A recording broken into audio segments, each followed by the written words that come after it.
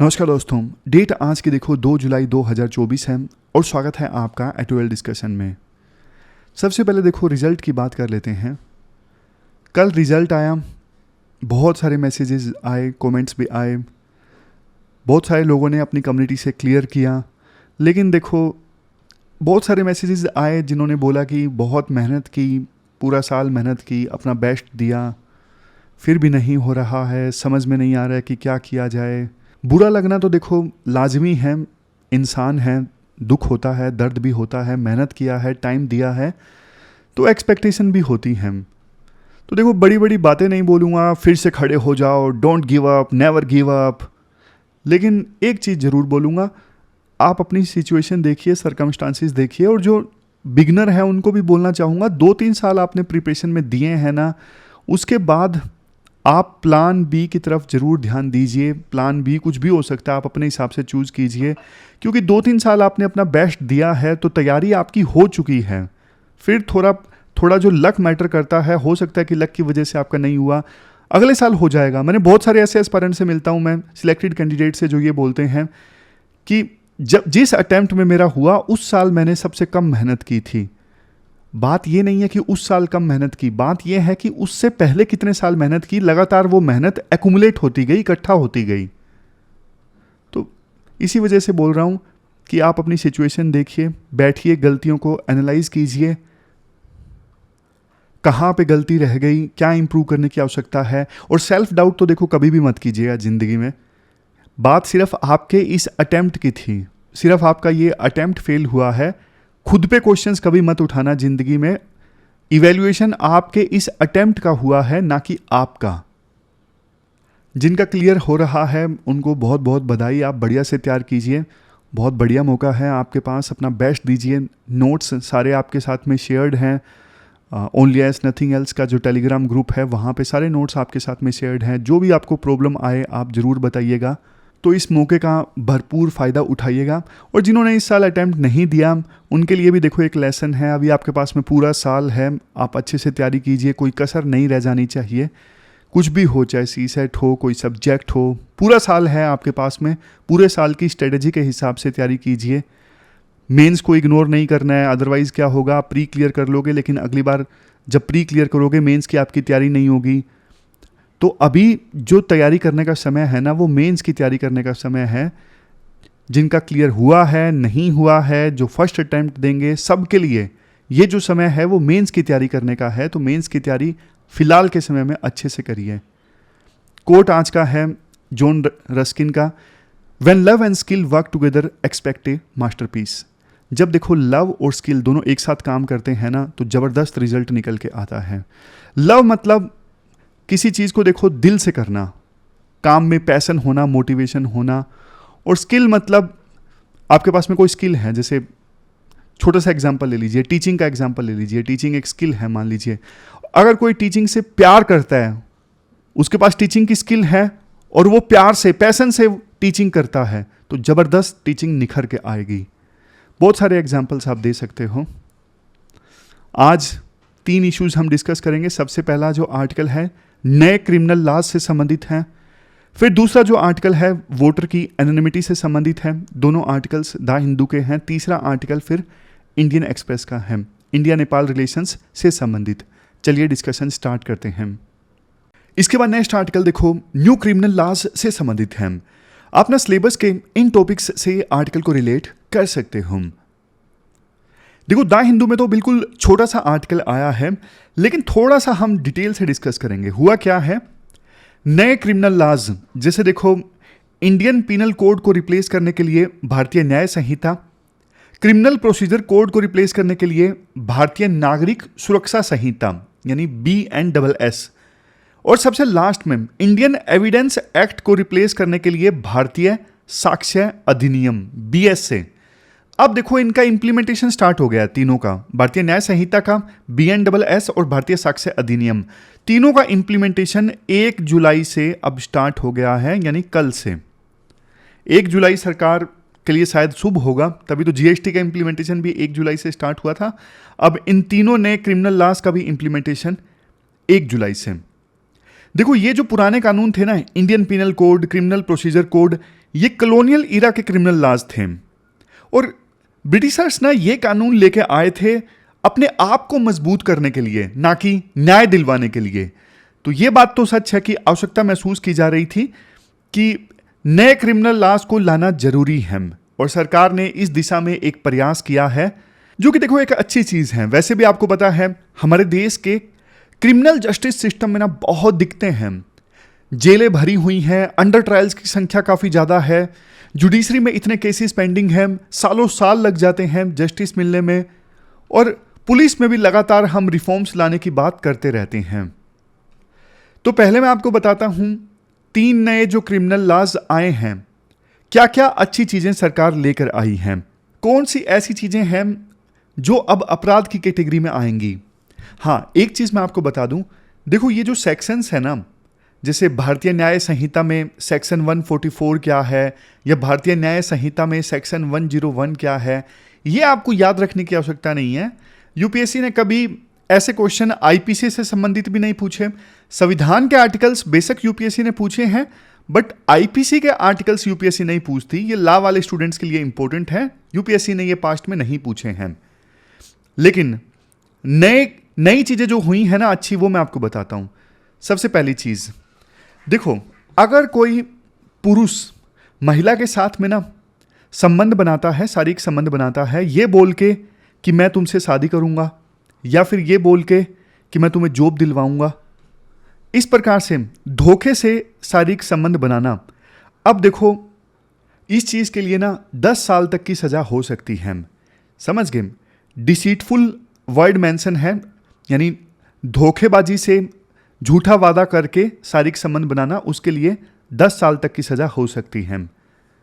यह नया section add किया गया है भारतीय न्याय संहिता में। इससे पहले वाले पुराने कानून में यानी आईपीसी में इसका प्रोविजन नहीं था साफ साफ। दूसरा, अब देखो अगर ना किसी की हत्या कर दी जाती है सिर्फ इस वजह से कि वो किसी पर्टिकुलर धर्म का है, पर्टिकुलर जाति का है, या फिर पर्टिकुलर एथनिसिटी का है, सिर्फ इस वजह से उसकी हत्या कर दी जाती है, मॉब लिंचिंग हो जाती है ना कई बार, तो अब इसे एक विशिष्ट अपराध यानी स्पेसिफिक ऑफेंस की कैटेगरी में डाला गया है। समझ गए? फॉर एग्जाम्पल कोई पर्सन है ए, उसकी हत्या कर दी गई, वो मुस्लिम धर्म का था या फिर हिंदू धर्म का था, सिर्फ धर्म की वजह से उसकी हत्या कर दी गई, तो इसे सिर्फ हत्या नहीं माना जाएगा कि हाँ मर्डर कर दिया, मर्डर का चार्ज नहीं। इस चीज को एक स्पेसिफिक ऑफेंस माना जाएगा, विशिष्ट अपराध माना जाएगा, जिसके लिए सजा रिलेटिवली कठोर होगी। पुराने कानूनों में मॉब लिंचिंग को रोकने के लिए प्रोविजन नहीं था, लेकिन नए कानूनों में मॉब लिंचिंग को रोकने के लिए प्रोविजन है। नेक्स्ट चीज, स्नैचिंग का नया क्लासिफिकेशन किया गया है। जैसे आजकल ये मोबाइल वगैरह छीनने की घटनाएं ज़्यादा हो रही हैं ना, तो पहले क्या है, स्नैचिंग को क्लासिफाई करने के लिए कोई प्रोविजन नहीं था पुराने कानून में, आईपीसी में। उसे ना चोरी की कैटेगरी में डाल दिया जाता था, फोन चोरी हो गया। लेकिन अब स्नैचिंग के लिए अलग से प्रोविजन किया गया है और इसके लिए सजा चोरी से ज़्यादा है। आपके मन में अगर फिर से आया होगा सर ये तो बताओ कौन सा सेक्शन है स्नैचिंग का, ये सब देखो आपको याद रखने की आवश्यकता नहीं है। और नयापन क्या है वो मैं आपको बता रहा हूं, नए प्रोविजंस कुछ कुछ आए हैं ना, वो आपको पता होने चाहिए। नेक्स्ट पॉइंट, पुलिस कस्टडी की अवधि को ना एक्सपेंड कर दिया गया है। पहले ना पुलिस ना किसी एक्यूज्ड को कस्टडी में रख सकती थी 15 दिनों के लिए, अब उसे इंक्रीज करके 90 दिनों के लिए कर दिया गया है। समझ गए? पुलिस जब किसी को अरेस्ट करती है ना, जैसे कोई क्राइम हुआ है, पुलिस शक की बिना पर किसी एक्यूज्ड को गिरफ्तार करती है, या फिर पुलिस को लगता है कि इससे पूछताछ करनी है और इसको अपनी कस्टडी में रखना जरूरी है, या फिर कई बार पुलिस सबूत इकट्ठा करवाने के लिए किसी को अपनी कस्टडी में रखती है, तो ना पहले सिर्फ 15 दिनों का टाइम हुआ करता था पुलिस के पास, लेकिन अब उनके पास में ना 90 दिनों का टाइम होगा। हालांकि इसका क्रिटिसिज्म भी हो रहा है और इसको तारीफ भी की जा रही है। क्रिटिसिज्म इसलिए हो रहा है कि देखो 90 दिनों तक कोई पुलिस की कस्टडी में रहेगा, मेंटल ट्रामा फेस करेगा और पुलिस टॉर्चर ज़्यादा कर सकती है। बाद में अगर उसने अपराध नहीं किया हो तो वो इतने दिनों तक पुलिस की कस्टडी में बिताएगा, ये उसका राइट टू लाइफ का उल्लंघन है। बहुत सारे ऐसे पॉइंट्स बोले जा रहे हैं कि पुलिस कस्टडी का जो टाइमलाइन था उसे एक्सपेंड नहीं करना चाहिए था। इसके बाद नेक्स्ट नई चीज़ ये आई है, ट्रायल इन एब्सेंटियम। मतलब पहले क्या होता था, जैसे देखो नीरव मोदी और माल्या जैसे लोग हैं, ये भाग गए दूसरे देश में, तो ना इनके बिना ट्रायल चलाना मुश्किल हो जाता था जैसे कई बार, क्योंकि वो तो है ही नहीं। अब एक्यूज्ड देश में है नहीं, तो फिर एब्सेंस में ट्रायल कैसा चलाया जाए। बट नए कानूनों में प्रोविजन ये किया गया है, अगर कोई एक्यूज्ड कोर्ट में उपस्थित नहीं होता ना, तो भी उसका ट्रायल चलाया जा सकता है। इसका उद्देश्य देखो, जो न्याय प्रक्रिया है ना, उसे तेज करना है। तो ये प्रोविजन है ट्रायल इन एब्सेंटियम। इसके अलावा देखो, नए कानूनों में कम्युनिटी सर्विस का प्रोविजन किया गया है। मतलब जैसे देखो, कुछ लोग ऐसे होते हैं जो पहली बार अपराध किया है और अपराध ज़्यादा गंभीर नहीं है, तो इसके लिए ना कोर्ट उन्हें कम्युनिटी सर्विस की सज़ा सुना सकती है, कि जैसे आप इतने पेड़ उगाओगे, यहाँ पे आप लोगों की सेवा करोगे, इस टाइप की सर्विस परफॉर्म करने के लिए कहा जा सकता है। नेक्स्ट प्रोविज़न, नाबालिग पत्नी के साथ अगर कोई फिजिकल रिलेशंस इस्टेब्लिश करता है ना, तो इसे भी रेप माना जाएगा। ये देखो, बच्चों की सुरक्षा के लिए प्रोविज़न किया गया है। अगर पत्नी नाबालिग है, 18 से कम एज है, और पति फिजिकल रिलेशन से इस्टेब्लिश करता है, तो ये रेप ही कहलाएगा। तो ये कुछ नए और अच्छे प्रोविजंस हैं, लेकिन देखो क्रिटिसिज्म काफ़ी हो रहा है नए कानूनों का। सबसे पहली चीज़, सरकार ने बोला कि हम सिडिशन हटा देंगे, बट सरकार ने सिडिशन हटाया नहीं, नाम हटा दिया सिडिशन। ऑलमोस्ट प्रोविज़न वही है। यूँ मान लीजिए, सिडिशन को अगर राजद्रोह बोलते हैं ना, तो सरकार ने इसकी जगह ना देशद्रोह वर्ड का इस्तेमाल कर लिया, तो नाम चेंज कर दिया। अदरवाइज हटाया नहीं सिडिशन, जो एक कंट्रोवर्शियल प्रोविज़न है। नेक्स्ट मुद्दा है जेंडर न्यूट्रल लॉज का। देखो, आज भी मतलब पुराने कानूनों में भी ये कमी थी और नए कानूनों में भी कमी है। रेप का कानून देखो अभी भी सिर्फ महिलाओं के लिए है। क्या पुरुष पीड़ित नहीं हो सकते? क्या पुरुषों का रेप नहीं हो सकता? पुराने कानूनों में भी ये कमी थी, और नए कानूनों में भी नए जो ये रेप के लॉज है ना, वो जेंडर न्यूट्रल नहीं है। सिर्फ यही प्रोविज़न किया गया है, महिलाओं का रेप हो सकता है, और पुरुषों के लिए कोई प्रोविज़न नहीं किया गया है। फिर देखो, एक क्रिटिसिज्म जो मैंने पहले भी बताया, 90 दिनों की पुलिस कस्टडी से संबंधित भी हो रहा है, कि पुलिस टॉर्चर कर देगी 90 दिनों तक अपने पास रख के, मिसयूज हो सकता है इस प्रोविज़न का। फिर देखो, एक प्रोविज़न ये किया गया है, जब कोई शिकायत लेके पुलिस के पास आता है ना, तो पुलिस ना 14 दिनों का टाइम ले सकती है। एफआईआर दर्ज करने से पहले पुलिस प्राइमरी जांच कर सकती है। लेकिन कर्नाटक जैसे राज्यों ने इस प्रोविज़न का विरोध किया है। कर्नाटक जैसे राज्यों ने कहा है, पुलिस अगर 14 दिनों का समय लेगी ना, तो 14 दिनों में तो देखो अपराधी सबूत मिटा सकता है और पीड़ित को न्याय मिलने में देरी हो जाएगी। इसके अलावा पुलिस पर दबाव भी बनाया जा सकता है। इन 14 दिनों के अंदर अपराधी को बचने का मौका मिल जाएगा। इसलिए पुलिस को एफआईआर दर्ज करने में समय नहीं लगाना चाहिए। अभी नए कानूनों में प्रोविज़न कर दिया गया है कि 14 दिनों तक का समय पुलिस ले सकती है। कर्नाटक राज्य ने कहा कि नहीं, 14 दिन नहीं देने चाहिए थे पुलिस को। हालांकि सेंट्रल गवर्नमेंट का कहना है, स्टेट चाहे तो अपनी सुविधा के हिसाब से, अपनी मर्जी के हिसाब से इन क्रिमिनल लॉज में अमेंडमेंट कर सकते हैं। ये कुछ मुख्य क्रिटिसिज्म है। वैसे देखो, एक क्रिटिसिज्म ये भी है कि ये जो कानून है ना, जल्दबाजी में पास हो गए। जब कोविड की महामारी चल रही थी ना, तो उस समय कंसल्टेशन की गई। उस समय तो लोग वैसे ही परेशान थे, और बिल्स भी जल्दबाजी में पास हो गए, ज़्यादा पार्लियामेंट में डिस्कशन नहीं हुई। मतलब विपक्ष का कहना है कि जल्दबाजी में सरकार इन कानूनों को इम्प्लीमेंट कर रही है। अभी जुडिशरी तैयार नहीं थी, पुलिस तैयार नहीं थी, रिसोर्सेज भी नहीं है अभी इन कानूनों को इम्प्लीमेंट करने के लिए। जैसे डिजिटल एफआईआर का प्रोविज़न है, और कोर्ट में डिजिटल हियरिंग का प्रोविज़न है। तो इन सब चीज़ों को इम्प्लीमेंट करने के लिए अभी रिसोर्सेज भी नहीं है। जिस लेवल की ट्रेनिंग पुलिस को दी जानी चाहिए थी, उस लेवल की ट्रेनिंग नहीं दी गई, और लोगों में भी अभी जागरूकता नहीं है कि हमारे अधिकार नए क्या हैं, क्या नहीं हैं। तो ये सब देखो कंसर्न्स हैं। लेकिन देखो, सरकार का ये मानना था, जैसे हमारी छुट्टी होती है ना एग्ज़ाम के दौरान, तो हमें 6 दिन की छुट्टी दे दो देखो, तो भी उतनी तैयारी होती है। अगर 1 दिन की छुट्टी दे दो तो भी हम उतनी ही तैयारी करते हैं। बस अपनी तैयारी को ना फैला देते हैं। 6 दिन की छुट्टी मिल गई एग्ज़ाम के दौरान, तो थोड़ा धीरे धीरे करके पढ़ेंगे, ज़्यादा टाइम लेंगे पढ़ने में। अगर 1 दिन की छुट्टी मिलेगी तो हम थोड़ा ज़्यादा एग्रेसिव होकर पढ़ते हैं, होता है ना ऐसा। तो वैसा ही सरकार का मानना है कि यार इम्प्लीमेंटेशन के लिए अगर इनफ वैसे हमने समय दिया, अगर हम 1 साल और दे देते ना, तब भी यही होता कि हाँ इनफ टाइम नहीं मिला, इनफ ट्रेनिंग नहीं हुई।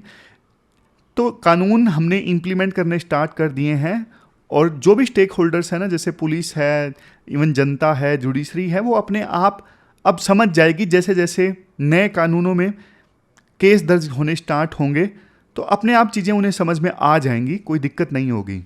शुरुआत में बस कुछ दिनों की ये दिक्कत है। तो ये पूरा इशू हमने डिस्कस किया नए क्रिमिनल लॉ से संबंधित। चलते हैं आगे। इसके बाद नेक्स्ट आर्टिकल वोटर एनोनिमिटी से संबंधित है। आप ना सिलेबस में जीएस पेपर सेकंड के इस टॉपिक से आर्टिकल को रिलेट कर सकते हो। अशोक लवासा पहले देखो इलेक्शन कमिश्नर रह चुके हैं, इन्होंने ये आर्टिकल लिखा है। कंटेक्स्ट क्या है? जनता दल यूनाइटेड के सांसद हैं सीतामढ़ी लोकसभा सीट से देवेश चंद्र ठाकुर। इन्होंने ना हाल ही में एक स्टेटमेंट दी। वो स्टेटमेंट थी यादव और मुस्लिम्स को लेके। इन्होंने बोला यादव्स और मुस्लिम्स को, देखो आप मेरे पास आकर चाय पीना चाहते हो, बैठना चाहते हो, बैठ जाओ, चाय पी लो, लेकिन मुझसे ना ये एक्सपेक्ट मत करना कि मैं आपके काम करूंगा। ये स्टेटमेंट देवेश चंद्र ठाकुर ने इसलिए दी क्योंकि इनकी कंस्टिट्यूएंसी में इनका कहना था कि यादवों ने और मुस्लिम्स ने मुझे वोट नहीं दिया। तो इसके जवाब में उन्होंने ये स्टेटमेंट दी। राइटर कहते हैं देखो इलेक्शन लड़ने से पहले कुछ भी हो, लेकिन इलेक्शन लड़ने के बाद में कोई भी रिप्रेजेंटेटिव होता है ना, वो पूरी कॉन्स्टिट्यूएंसी का रिप्रेजेंटेटिव होता है। किसी ने भी उनको वोट दिया है नहीं दिया है, इलेक्शन जीतने के बाद में वो सब बातें मैटर ही नहीं करती हैं। और देखो यही तो रीजन है कि वोटर जो है वो बिना डर के वोट देता है। और देखो यही तो रीजन है ना, वोटर बेखौफ होके बिना डर के वोट देके आता है, क्योंकि उसे पता है कि जीते कोई भी मुझसे बदला नहीं लिया जाएगा मेरे वोट का। ऐसा नहीं होगा कि मान लीजिए मैंने अपोजिशन के कैंडिडेट को वोट दिया और जीता कोई और, तो वो मुझसे बदला लेना स्टार्ट कर देगा। इसीलिए तो वोटर वोट देने जाता है। अगर ये डर होगा वोटर को कि मुझसे बदला लिया जाएगा मेरे वोट का, तो फिर वो वोट ही नहीं देने जाएगा। उसे लगेगा यार इससे अच्छा मैं वोट ही नहीं देने जाता हूं, इससे अच्छा कि कोई मुझसे बदला ले जीतने के बाद में। इसके बाद राइटर बोलते हैं देखो 1961 का ना एक रूल है, कंडक्शन ऑफ इलेक्शन रूल्स 1961 का रूल नंबर 56। इसमें ना एक प्रोविजन किया गया था वोटर सीक्रेसी से संबंधित। प्रोविजन ये था, पहले ना बैलेट पेपर हुआ करता था। बैलेट पेपर पे अगर कोई कुछ भी लिख दे जिससे पहचान हो जाए वोटर की, तो उस वोट को ना रिजेक्ट कर दिया जाता था। इवन देखो बैलेट पेपर्स की गिनती होती थी ना, तो गिनती करने से पहले अलग अलग बैलेट पेपर्स को आपस में मिक्स कर दिया जाता था, ताकि ये पता ना लगे किस बूथ पे कितने वोट किस कैंडिडेट को आए हैं। अगर कैंडिडेट को पता ही नहीं होगा किस बूथ से कितने वोट आए हैं, तो वो बदला लेने की बात करेगा ही नहीं और ना ही बदला लेगा। तो ये चलता रहा। बट देखो बैलेट पेपर का चलन खत्म हो गया, ईवीएम का चलन आ गया। अब ईवीएम में तो मिक्स करना पॉसिबल नहीं था उस समय, तो सारी डिटेल्स सामने आनी स्टार्ट हो गई कि बूथ नंबर 56 पर इस कैंडिडेट को इतने वोट मिले हैं। और उस बूथ में पता होता है, मतलब होते हैं ना कुछ गांव में कुछ जो बूथ होते हैं, कुछ गांव होते हैं जिनमें पता है कि इस जाति के लोग ज़्यादा रहते हैं, इस धर्म के लोग ज़्यादा रहते हैं, पता होता है इन बूथों पे। फॉर एग्जांपल बूथ नंबर 56 है, इसमें टोटल 1000 वोट हैं और 1000 में से 900 वोट तो एक कास्ट के हैं। अब उस बूथ पे कैंडिडेट को वोट मिले ही नहीं, तो इसका मतलब तो उस जाति के लोगों ने वोट नहीं दिया ना, क्योंकि 1000 में से 900 तो पर्टिकुलर जाति के थे। तो पता लग जाता है ईवीएम में क्या है, बूथ वाइज डेटा सामने आ जाता है किस कैंडिडेट को कितने वोट मिले हैं। और कुछ बूथ जो हैं पर्टिकुलर धर्म या फिर जातियों से डोमिनेटेड होते हैं, तो पता लग जाता है किस जाति ने किस कैंडिडेट को वोट दिया है या फिर नहीं दिया है। और पता लग जाता है तो कैंडिडेट के पास में मौका होता है बदला लेने का, मतलब जो भी उसने स्टेटमेंट दी जेडीयू के जीते हुए कैंडिडेट ने, उस प्रकार की स्टेटमेंट देने का मौका मिल जाता है। लेकिन क्या कोई ऐसा प्रोविजन हो सकता है जिससे ईवीएम के वोट्स को भी आपस में मिक्स कर दिया जाए? इसका आंसर है यस। एक मशीन है टोटलाइजर, टोटलाइजर क्या करती है, ये ईवीएम के रिजल्ट्स को ना आपस में ऐड कर देती है, मिक्स कर देती है। एक ईवीएम का रिजल्ट नहीं देख सकते हम, कई सारे ईवीएम का जो रिजल्ट है ना वो ऐड होके हमें दिखेगा, मिक्स होके दिखेगा, तो पता ही नहीं लगेगा कि एक बूथ पे किस पार्टी को कितना वोट मिला है। अब ये 2007 में आइडिया आया था टोटलाइजर का, और इलेक्शन कमीशन ऑफ इंडिया ने इसे जांचा, जो टेक्निकल एक्सपर्ट्स कमेटी है ना ईसीआई की, उन्होंने इसे जांचा, एग्जामिन किया, और उन्हें लगा यार ये बहुत काम की मशीन है। फिर 2008 में इलेक्शन कमीशन ऑफ इंडिया ने ये मशीन ना अलग अलग पॉलिटिकल पार्टीज को भी दिखाई। पॉलिटिकल पार्टीज ने बोला अच्छी चीज़ है यार, ये तो करते हैं इसे। तो फिर मार्च 2009 में ट्रायल बेसिस पे इसे मेघालय और उत्तर प्रदेश के लेजिस्लेटिव असेंबली के इलेक्शंस में यूज भी किया गया, ट्रायल बेसिस पे। बाद में देखो, उसके बाद से लेके अभी तक तो ये इशू ना सरकार, गवर्नमेंट और कोर्ट्स के बीच में आपस में झूल रहा है। मतलब अभी तक इस कंसेप्ट को ना इंप्लीमेंट नहीं किया जा सका है। मद्रास हाई कोर्ट ने ना अगस्त 2011 में एक ऑर्डर पास किया था और सरकार को आदेश दिया था कि आप ना रेलेवेंट जो रूल्स हैं ना 1961 के जो इलेक्शन कंडक्शन वाले रूल्स हैं, रूल नंबर 56 जो मैंने शुरुआत में आपको बताया, तो मद्रास हाई कोर्ट ने बोला सरकार को आप इन रूल्स को अमेंड कीजिए और टोटलाइजर स्कीम को इंट्रोड्यूस कीजिए, टोटलाइजर का इस्तेमाल का आप अलाउ कीजिए उन रूल्स को अमेंड करके। तो गवर्नमेंट ने उस समय इलेक्शन कमीशन ऑफ इंडिया से पूछा कि आपको कितना समय चाहिए, आप टोटलाइजर जो मशीन है वह डिप्लॉय कर दोगे अलग अलग जगह पे, आपको कितना समय चाहिए। इलेक्शन कमीशन ऑफ इंडिया ने कहा कि 4 महीने का वक्त चाहिए। सरकार ने उसके बाद कोई जवाब ही नहीं दिया। फिर मामला अप्रैल 2014 में सुप्रीम कोर्ट में पहुंचा, Yogesh Gupta versus EC case में। इस केस में ना सुप्रीम कोर्ट से यह डिमांड की गई थी, रिक्वेस्ट की गई थी कि लोकसभा की कंस्टिट्यूएंसी का जो रिजल्ट है ना, ओवरऑल रिजल्ट आना चाहिए टोटली, बस सिर्फ एक ही नंबर आना चाहिए, किस कैंडिडेट को कितने वोट मिले हैं। यह बिल्कुल ही पता ही नहीं लगना चाहिए किस बूथ में कितने वोट मिले हैं, किस विधानसभा की कॉन्स्टिट्यूएंसी में कितने वोट मिले हैं, कुछ नहीं। सिर्फ लोकसभा की ओवरऑल रिजल्ट आना चाहिए कि पूरी कॉन्स्टिट्यूएंसी में इस कैंडिडेट को 5 लाख वोट प्राप्त हुए हैं, दूसरे कैंडिडेट को 4 लाख वोट प्राप्त हुए हैं। सिर्फ ऐसा रिजल्ट आना चाहिए। इससे वोटर्स का जो राइट टू प्राइवेसी है उसको प्रिजर्व किया जा सकता है। तो इलेक्शन कमीशन ऑफ इंडिया ने कहा कि सर हम तो तैयार हैं इसके लिए, लेकिन सरकार रूल्स चेंज नहीं कर रही है 1961 वाले। सुप्रीम कोर्ट ने बोला कि यार वैसे ही इंप्लीमेंट कर दो, रूल्स को चेंज करने की जरूरत क्या है। इलेक्शन कमीशन ऑफ इंडिया ने हाथ खड़े कर दिए और कहा कि नहीं सर, रूल्स को अमेंड करना पड़ेगा तभी ये पॉसिबल है, हम अपने आप से नहीं कर सकते। तो देखो उसके बाद तो लॉ कमीशन ऑफ इंडिया की 255वीं रिपोर्ट ने भी इलेक्शन कमीशन ऑफ इंडिया के इस प्रपोजल का समर्थन किया कि टोटलाइजर स्कीम को इंट्रोड्यूस किया जाए, टोटलाइजर टूल का इस्तेमाल किया जाए ताकि ईवीएम के रिजल्ट को आपस में मिक्स किया जा सके, ऐड करके दिखाया जा सके। लेकिन देखो बात वही है, तब से लेके अभी तक मामला जो है वो ठंडा पड़ा है। अब तो भारतीय जनता पार्टी ने तो कहा है कि हम टोटलाइजर को यूज करने के पक्ष में नहीं हैं। कुछ पार्टीज ने इनका समर्थन किया है टोटलाइजर का, जैसे बहुजन समाज पार्टी ने, कांग्रेस ने, एनसीपी ने, इन्होंने समर्थन किया है। कम्युनिस्ट पार्टी ने बोला था कि फेज वाइज ढंग से यूज कर लो। लेकिन देखो अच्छा टूल है, इसका इस्तेमाल होना चाहिए वोटर सीक्रेसी को मेंटेन करने के लिए। तो ये पूरा आर्टिकल हमने डिस्कस किया, चलते हैं आगे। इसके बाद नेक्स्ट आर्टिकल देखो इंडिया नेपाल रिलेशंस से संबंधित है। इंडिया में नेपाल के जो एम्बेसडर है ना शंकर शर्मा, उन्होंने ये आर्टिकल लिखा है। तो ज़्यादातर तो देखो अच्छे अच्छे पॉइंट्स हैं, कुछ मैं अपनी तरफ से भी ऐड कर दूंगा। थोड़ी एनालिसिस की कमी है, लेकिन इंडिया नेपाल रिलेशंस के ऊपर कोई भी क्वेश्चन आता है ना तो ये पॉइंट्स काफ़ी ज़्यादा इंपॉर्टेंट साबित होंगे। अच्छा डेटा है, अच्छे पॉइंट्स हैं, एक जगह पे मिल रहे हैं, तो डिस्कस कर लेते हैं। आप सिलेबस में जीएस पेपर सेकंड के इस टॉपिक से आर्टिकल को रिलेट कर सकते हो। देखो इंडिया और नेपाल के बीच में ना यूनिक रिलेशनशिप है, ओपन बॉर्डर है। वैसे देखो इंडिया और नेपाल के बीच में टोटल जो बॉर्डर लेंथ है वो 1850 किलोमीटर की है, जिसमें से ऑलमोस्ट 1758 किलोमीटर का जो बॉर्डर है वो ओपन है। जब हम बोलते हैं कि बॉर्डर ओपन है, इसका मतलब दोनों देशों के जो नागरिक हैं ना वो वीज़ा फ्री ट्रैवल कर सकते हैं। जैसे देखो एग्जांपल मैं आपको दूं, हर साल 6 से लेके 8 लाख के बीच में जो नेपाली स्टूडेंट्स हैं वो पढ़ने के लिए भारत में आते हैं। और भारत के कितने राज्यों का बॉर्डर मिलता है नेपाल के साथ में?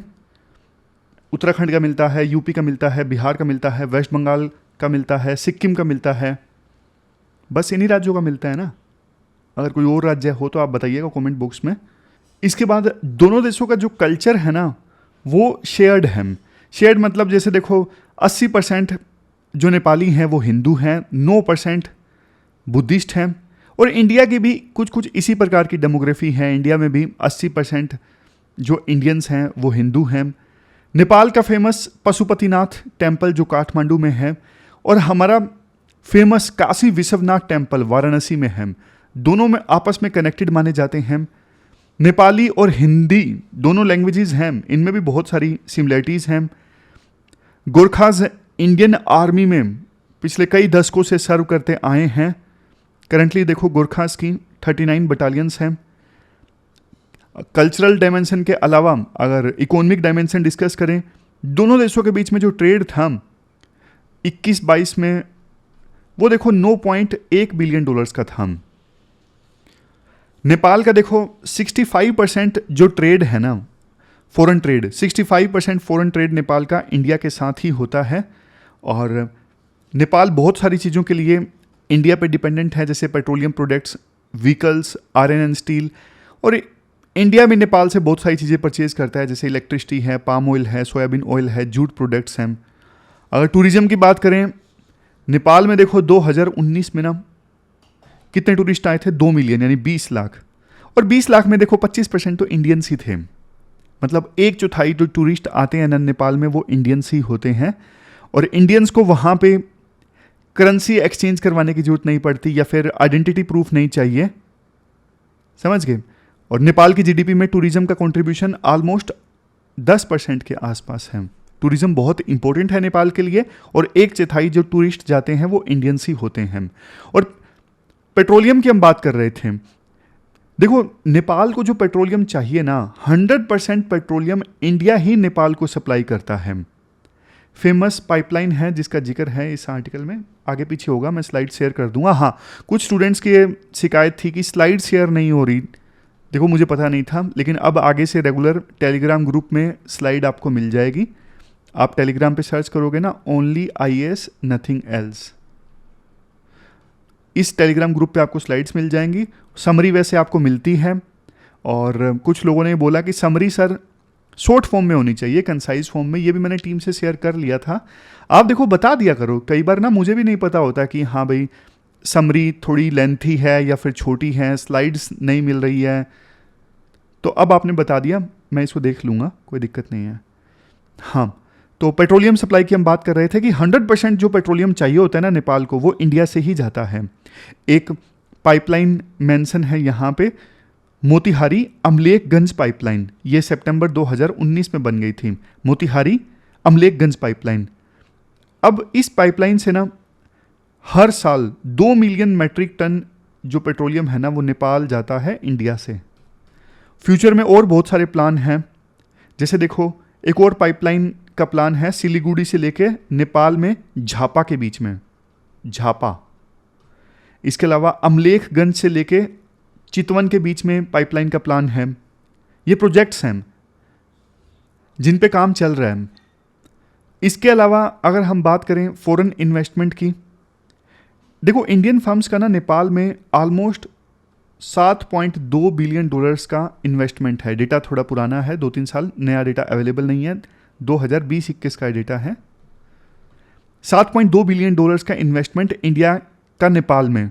मेजर सेक्टर्स जैसे देखो पावर सेक्टर में, बैंकिंग सेक्टर में, इंश्योरेंस सेक्टर में, टेलीकॉम सेक्टर में और टूरिज्म सेक्टर में इंडिया की बड़ी बड़ी प्लेयर्स हैं, जैसे SBI, LIC, ITC, Dabur, Hindustan Unilever, इन्होंने इन्वेस्टमेंट करके रखी हैं। आप कह सकते हो 150 से ज़्यादा बड़ी बड़ी कंपनीज हैं जो अभी नेपाल में ऑपरेट कर रही हैं। फिर नेक्स्ट पॉइंट आता है रेमिटेंस का। बहुत सारे नेपाली इंडिया में काम करते हैं और वो वापस नेपाल में पैसा भेजते हैं इंडिया में कमा के, जो उनके लिए हुआ रेमिटेंस। जैसे इंडियंस US वगैरह में जाते हैं, वापस पैसा इंडिया में भेजते हैं, वो हमारे लिए रेमिटेंस है। उसी प्रकार से नेपाली इंडिया में आके काम करते हैं, वापस अपने घरों में पैसा भेजते हैं, वो उनके लिए रेमिटेंस है। नेपाल की जीडीपी में रेमिटेंस का कंट्रीब्यूशन देखो बहुत ज़्यादा है, 22.4% के आसपास। और अभी ना 30 से 40 लाख नेपाली ऐसे हैं जो भारत में काम करते हैं। इसके बाद देखो आप डिजास्टर सपोर्ट की बात कर लीजिए। शुरू में पॉइंट था डिजास्टर का, मैं निकाल लेता हूँ यहाँ पे। ये देखो, नेपाल में कोई भी डिजास्टर आता है, सबसे पहले कौन फर्स्ट रिस्पॉन्डर के तौर पे एक्ट करता है? इंडिया। 2015 में वहाँ पे अर्थक्वेक आया, सबसे पहले कौन पहुँचा? इंडिया। सबसे पहले किसने रेस्क्यू एंड रिलीफ पैकेज का अनाउंसमेंट किया? इंडिया ने। $75 मिलियन का फाइनेंशियल पैकेज उस समय इंडिया ने नेपाल की डेवलपमेंट के लिए अनाउंस किया था। हालांकि नेपाल में उस समय इंडिया का क्रिटिसिज्म भी बहुत हुआ था क्योंकि हमारी मीडिया बहुत बेकार है। उस समय हुआ क्या था, इंडिया ने हेल्प करनी स्टार्ट की, मीडिया दबादब न्यूज़ दिखाने लगा, देखो भारत कैसे मदद कर रहा है नेपाल की, भारत का उदार दिल। तो ना वो नेपाल गलत लाइट में प्रेजेंट किया गया नेपाल को कि हाँ ये बेचारे लोग हैं, हम इनके ऊपर मदद करके इनका एहसान कर रहे हैं। तो काफ़ी नेगेटिविटी फैल गई। नेपाल की सरकार ने एक बार तो ये भी बोल दिया कि हम इंडिया की मदद नहीं लेंगे, ऐसी ऐसी खबरें भी आई थी। तो ये इंडियन मीडिया ना बहुत कुछ ख़राब कर देती हैं चीज़ें। उस ऑपरेशन का नाम ऑपरेशन मैत्री था जो इंडिया ने चलाया था जब 2015 में नेपाल में भूकंप आया था। वैसे देखो नेपाल का ये कहना है कि ट्रेड तो अच्छा होता है इंडिया नेपाल के बीच में, लेकिन ट्रेड डेफिसिट है। मतलब नेपाल इंडिया से चीज़ें ज़्यादा परचेज करता है, बेचता इंडिया को कम है। और जो इंडिया नेपाल के ट्रेड रिलेशंस में गैप है ना इंपोर्ट और एक्सपोर्ट के बीच का, नेपाल की साइड से डेफिसिट है, वो नेपाल की जीडीपी का ऑलमोस्ट 18% है। और नेपाल की साइड से ट्रेड डेफिसिट देखो इसलिए है क्योंकि नेपाल के पास में ना एक्सपोर्ट करने के लिए चीज़ें बहुत कम हैं। नेपाल बहुत कम चीज़ें प्रोड्यूस करता है, इंफ्रास्ट्रक्चर का गैप है नेपाल में। तो इसी वजह से इंडिया कह रहा है कि नेपाल को हम आपको मदद करने के लिए तैयार हैं। बॉर्डर हार्ट से इंडिया के द्वारा इस्टेब्लिश किए जा रहे हैं इंडिया नेपाल बॉर्डर पे। नेपाल आसानी से इंडिया को एक्सपोर्ट कर सके उसके लिए ट्रेड प्रोसीजर्स को बहुत आसान बनाया गया है। और अब तो देखो डिजिटल कनेक्टिविटी पे भी काफ़ी काम चल रहा है, जैसे यूपीआई हमारी तरफ से और नेपाली पेमेंट्स को ना आपस में लिंक कर दिया गया है मार्च 2023 के बाद से। तो अब ना इंडियन टूरिस्ट जो नेपाल में जाते हैं ना वो यूपीआई से पेमेंट कर सकते हैं। और नेक्स्ट फेज में होगा ये, जब नेपाली सिटीजन्स भारत में आएंगे ना तो उनको भी यूपीआई को यूज़ करने की परमिशन मिल जाएगी, तो इससे काफ़ी फ़ायदा होगा। फिर जो नेपाली अपना पैसा वापस भेजना चाहते हैं वो यूपीआई से भेज सकेंगे, काफ़ी फ़ायदा होगा इससे। फिर नेक्स्ट इंपॉर्टेंट डायमेंशन आती है पावर सेक्टर से संबंधित, ये इंपॉर्टेंट है। नेपाल का ना देखो एस्टिमेटेड हाइड्रो पोटेंशियल कितना है? 83,000 मेगावाट। 2022 में ना India Nepal joint vision statement दोनों देशों ने साइन की थी कि पावर सेक्टर में हम दोनों ज़बरदस्त ढंग से कोऑपरेट करेंगे। फिर 2023 में नेपाल ने इंडिया को 650 मेगावाट इलेक्ट्रिसिटी एक्सपोर्ट की। ये दोनों के लिए विन विन सिचुएशन है। नेपाल अपनी इलेक्ट्रिसिटी बेचना चाहता है और इंडिया को इलेक्ट्रिसिटी चाहिए। तो नेपाल ने 2023 में ये इलेक्ट्रिसिटी एक्सपोर्ट करके 10 बिलियन नेपाली रुपीस कमाए। और लॉन्ग टर्म पावर एग्रीमेंट्स भी साइन हुए हैं इंडिया नेपाल के बीच में, जैसे आने वाले 10 सालों में नेपाल इंडिया को 10,000 मेगावाट इलेक्ट्रिसिटी एक्सपोर्ट करेगा, ऐसा एग्रीमेंट हुआ है इंडिया और नेपाल के बीच में। और इसके अलावा इंडिया $18 बिलियन की इन्वेस्टमेंट करेगा नेपाल के हाइड्रो सेक्टर में। इंडिया को तो देखो फ़ायदा होगा अगर हाइड्रो पावर इंडिया नेपाल से परचेज़ करेगा, क्योंकि इंडिया ने तो पेरिस क्लाइमेट चेंज एग्रीमेंट में बोल रखा है ना कि 2030 आते आते 500 गीगावाट इलेक्ट्रिसिटी जो है हमारे देश में जो यूज़ होगी वो रिन्यूएबल एनर्जी से आएगी। इसके बाद नेक्स्ट पॉइंट देखो बांग्लादेशी कनेक्शन से संबंधित है। तीनों देशों के बीच में ना एग्रीमेंट साइन हुआ। आप बोलोगे बांग्लादेश कहाँ से बीच में आ गया? देखो नेपाल ना बांग्लादेश को भी बिजली बेचना चाहता है, लेकिन दोनों का बॉर्डर तो आपस में लगता नहीं है, बीच में इंडिया आ जाता है। तो इंडिया ने बोला कि कोई दिक्कत नहीं है, आप हमारी ज़मीन का यूज़ कर लीजिए, इंडिया आपको रास्ता देगा, आप यहाँ पे पिलर वगैरह इस्टेब्लिश कर लीजिए जो आपको खंबे लगाने हैं, इंडिया से होते हुए आप इलेक्ट्रिसिटी बेच सकते हो बांग्लादेश को। मतलब अलग से खंबे वैसे नेपाल लगाएगा नहीं, इंडिया का ग्रिड तो आप ऑलरेडी बना हुआ है ना, इंडिया ऑलरेडी बांग्लादेश को इलेक्ट्रिसिटी बेच रहा है, तो उसी ग्रिड का इस्तेमाल कर लेगा ना नेपाल। तो इससे साउथ एशिया में सब रीजनल कोऑपरेशन जो है वो इम्प्रूव होगा। तो तो 2025 में नेपाल जो है बांग्लादेश को 40 मेगावाट इलेक्ट्रिसिटी एक्सपोर्ट करेगा इंडिया के थ्रू। फिर देखो इंफ्रास्ट्रक्चर प्रोजेक्ट्स की बात करें, इंडिया ने ना 1.65 बिलियन डॉलर्स की क्रेडिट लाइन नेपाल को दी हुई है अलग अलग प्रोजेक्ट्स के लिए। इंडिया चाइना का बढ़ता हुआ इन्फ्लुएंस काउंटर करना चाहता है। इंटीग्रेटेड चेक पोस्ट काफ़ी बनी है इंडिया नेपाल बॉर्डर पे। इंटीग्रेटेड चेक पोस्ट पे ना सारे काम एक ही साथ हो जाते हैं बॉर्डर पे, जैसे कस्टम क्लियरेंस वगैरह वो जल्दी जल्दी हो जाते हैं, ज़्यादा लंबा टाइम नहीं लगता, प्रोसीजर ज़्यादा नहीं होते। तो जैसे कुछ जगह हैं, जैसे देखो बीरगुंज है, विराटनगर है, यहाँ पे इंटीग्रेटेड चेक पोस्ट बने हैं और कुछ जगह पे बनेंगे। नाम मैं आपको बताऊँ, नेपालगंज है, डोडेरा है, इसके अलावा बहरावा है, यहाँ पे इंटीग्रेटेड चेक पोस्ट बनेंगे। इतना डिटेल से आपको याद रखने की आवश्यकता नहीं है। इवन रेलवे लाइन का इनाग्रेशन हुआ था 2022 में, जयनगर से लेके कुर्था के बीच में, जयनगर से लेके कुर्था के बीच में। ये स्लाइड सारी आपको मिल जाएंगी, आप देख सकते हो। तो यहाँ पे जयनगर से लेके कुर्था के बीच में रेल लिंक 34 किलोमीटर का है, 2022 में इनाग्रेशन हुआ था। इसके अलावा रक्सोल से लेके काठमांडू के बीच में रेलवे लाइन पे काम चल रहा है। फिजिबिलिटी स्टडी कंप्लीट हो चुकी है, detailed project report under preparation है। रक्सोल से लेके काठमांडू के बीच में ये रेल लाइन बन गए तो देखो ट्रैवल टाइम इंडिया नेपाल के बीच में काफ़ी कम हो जाएगा। लेकिन देखो कुछ चैलेंजेस भी हैं, जैसे देखो बॉर्डर डिस्प्यूट है, काला पानी को लेके, सुस्ता को लेके। हाल ही में नेपाल में मैप चेंज हुआ था, इंडिया में कंसर्न्स आए थे। नेपाल के कुछ लोग बोलते हैं 1950 की जो फ्रेंडशिप ट्रीटी है इसको चेंज कर दिया जाए, और कुछ लोग ये बोलते हैं नेपाल के इंटरनल पॉलिटिक्स में इंडिया का इन्फ्लुएंस काफ़ी ज़्यादा है, ये कंसर्निंग है, नेपाल की सोवरेनिटी का वायलेशन है। फिर चाइना को लेके कंसर्न है कि चाइना की इन्वेस्टमेंट और इन्फ्लुएंस नेपाल में बढ़ता जा रहा है, इंडिया के लिए चुनौती है। लास्ट में देखो राइटर यही बोलते हैं रिलेशनशिप दोनों देशों के बीच में काफ़ी डीप है, ब्रॉड है, वाइड है। कुछ कंसर्न्स हैं लोगों के जिन्हें एड्रेस करने की आवश्यकता है, और पिछले कुछ समय में रिलेशनशिप में जो मोमेंटम आया है, प्रोग्रेस आई है, उसे कंटिन्यू करने की आवश्यकता है। जो इस्टाब्लिश्ड बायलैटरल मैकेनिज्म है दोनों देशों के बीच में कोऑपरेशन को इंक्रीज करने के लिए, उन्हें एक्टिवेट किया जाए और कंसर्न्स को एड्रेस किया जाए। इससे रिलेशनशिप और ज़्यादा मजबूत होगी। तो ये पूरा आर्टिकल इंडिया नेपाल रिलेशंस के बारे में हमने डिस्कस किया। क्वेश्चन आज आपको एक ही अटैम्प्ट करना है इंडिया नेपाल रिलेशंस से संबंधित। 250 वर्ड्स में आप एक क्वेश्चन अटैम्प्ट कीजिए। तो ये थी हमारी आज की डिस्कशन। कल मिलते हैं फिर से एक नई डिस्कशन के साथ। तब तक आप अपना ख्याल रखिए। Thank you very much for discussion.